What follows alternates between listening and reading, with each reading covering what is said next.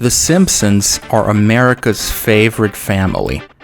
Everybody on this side or that side of the United States knows all about those yellow funny so-and-so's, Homer and Bart and Marge and the other ones.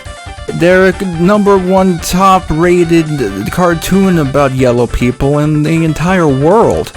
Of course, there's also lots of Simpsons video games that all sorts of gamers love to play day in and day out.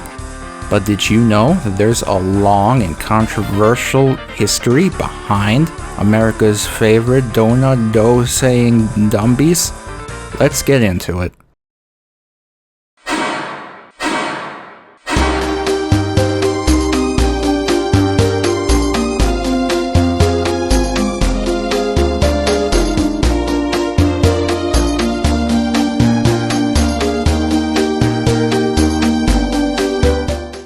Most people think that The Simpsons are as American as apple butter. But the truth is, The Simpsons did not start out in America. Originally, The Simpsons aired in Japan on TV Tokyo. It was a short-lived anime that had a small cult following, but overall was not a big success. It only lasted about one season in Japan before being cancelled. A few years later, Fox was starting up their own TV channel. They needed some shows to fill up time, and they considered having a cartoon oriented towards adults. They looked at how much it would cost to make their own cartoon, and when they realized they would actually have to pay people money, they instead looked to see if they could buy someone else's cartoon. They looked around at some American cartoons, but ultimately ended up looking at cartoons from Japan. They saw The Simpsons and figured it would be pretty cheap to just dub over it and make it into their own thing in America. So that's what they did. They went ahead, they dubbed over The Simpsons in English, and started airing it on their Fox TV network. And it was a splash dash big bash hit. It became the biggest thing this side of the globe. While it was only a small drip drop in the water over in Japan, this made a huge wave in America. Everybody loved The Simpsons. The Simpsons wasn't only a big hit with adults, its intended audience. It also became a big thing for kids to watch. Children loved watching Bart getting into all his screwed up antics like riding a skateboard. So to capitalize on the younger audience, video games were of course developed after this really popular series. The first Simpsons video game was released on the Nintendo Entertainment System. Bart vs. the Space Mutants sold well in stores, but wasn't really received well by gamers. The controls were clumpy, and Bart looked a little green because the Nintendo didn't know how to do yellow, and it overall just wasn't a very good game. But it turns out, there's a weird reason behind why it wasn't such a good game. Bart vs. the Space Mutants was developed by a team of Japanese programmers. This team decided that they wanted to do more than a simple platformer and actually included dating sim elements in the game. Bart could get to know and date various girls from all around Springfield. You would have to give them gifts and say the right thing to them and do all other those sorts of things when you woo the ladies. Depending on your relationship levels with these girls, Bart would get additional abilities and be able to unlock different branches in the game. Now, when it came time to show the game to the American publishers, they weren't having any of it. They didn't want Bart to have a girlfriend. It took away from his bad boy attitude that all the American kids loved. So they told the developers to remove the dating sim elements from the American release of the game. When they did this, the game ended up being a bare-bones platformer without any of the elements that made it a much better game. If you ever decide to go back and play Bart vs. the Space Mutants, I highly recommend downloading the fan translation from romhacking.net. It maintains the dating elements from the original Japanese release and even includes a translation that's much more accurate to the original Japanese series. Definitely the definitive way to play Bart vs. the Space Mutants. Now, around this time, when the show was becoming a big hit in America, the small cult fan base from Japan was kind of upset. New seasons were being developed and released in America, and the Japanese fans felt that these new seasons just were not true to the original season. They felt it pretty much ruined the characters of all the Simpsons, and was more or less an insult to the original show. These fans were not happy. Copyright laws are a lot more lax in Japan, and around this time, many Japanese indie game developers were making small fan games about The Simpsons.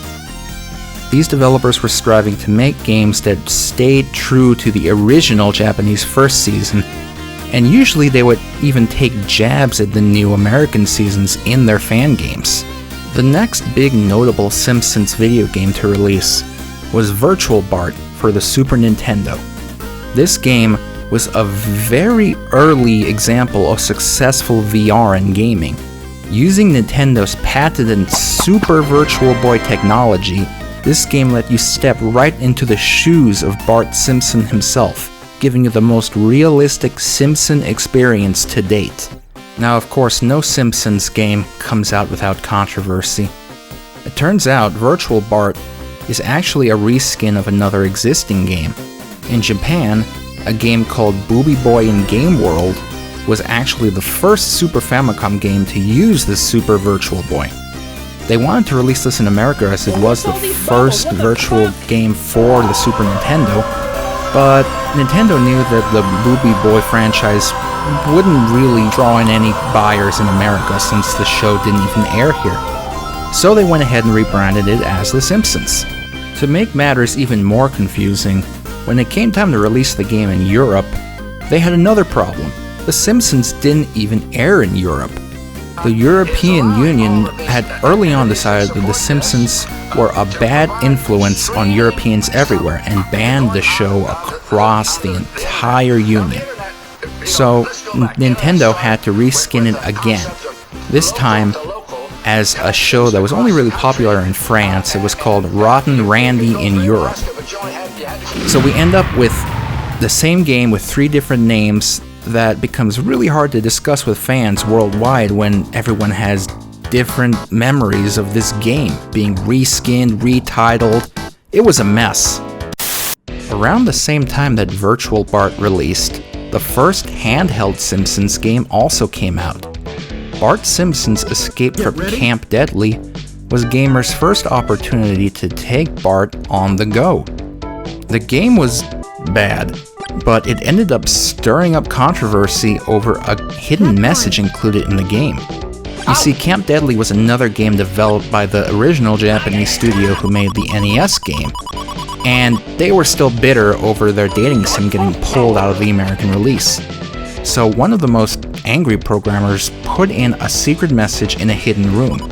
This message, translated into English, reads, "I will kill you, American Pigu." This became a big problem when kids started discovering it.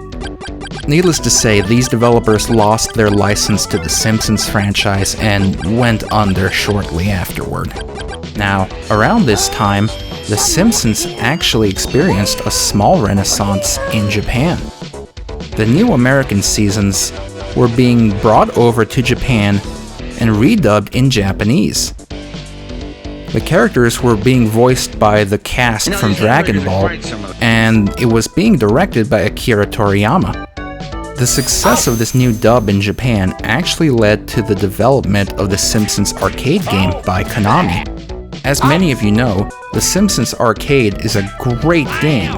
It's really fortunate that The Simpsons finally had a good game released with their title attached to it, because for the longest time we only had weird controversial platformers and other nonsense. So being such a big hit with gamers, it naturally got a lot of attention from the arcade community, and had some people vying to get the high score. The world record holder Billy Mitchell reached 1,000,000 points in 1999. Unfortunately though, recently it was discovered that Billy Mitchell was cheating and his records were expelled. His cheating was discovered when at a recent gaming convention, Billy did the Homer shake, and mid-shake, a whole bunch of Game Genies fell out of his pocket. Yikes. Sorry, Billy, we don't need cheaters in the gaming community. See ya. But perhaps The Simpsons' greatest contribution to gaming of all time is Grand Theft Auto. Now I know what you're thinking, whoa, hold up a second, how the heck are you going to credit The Simpsons for Grand Theft Auto? Well, it's actually kind of weird. You see, in the early 2000s, two big Simpsons games came out, The Simpsons Road Rage and The Simpsons Hit and Run. However, these weren't originally Simpsons games at all. Originally released in Japan as Grand Theft Auto 1 and 2, when it was time to release these games in America, they decided to rebrand it with the family that Americans most related to, The Simpsons. So Grand Theft Auto 1 and 2 became The Simpsons Road Rage and The Simpsons Hit and Run respectively. These games were massive successes in America. Everyone had them, they were bestsellers, people loved them. This great success actually changed the minds of the American publishers about whether or not these games would be viable to release in America. And when it came time for Grand Theft Auto 3 to come out, the Americans decided to just switch over to the Japanese titling, including the number 3, making Grand Theft Auto 3 the first Grand Theft Auto game to come out in America. Now, there's a lot more Simpsons games I didn't get a chance to cover, but if I was going to talk about them all, I'd be sitting here for at least an hour. Hopefully, though, you learned something and you have a better understanding of America's favorite family in the world of gaming. If you enjoyed this, check out my other video where I talk about South Korea's answer to The Simpsons. Family Guy. Big props to all my supporters on Patreon. Follow me on Twitter, you stupid idiot. Thanks for watching!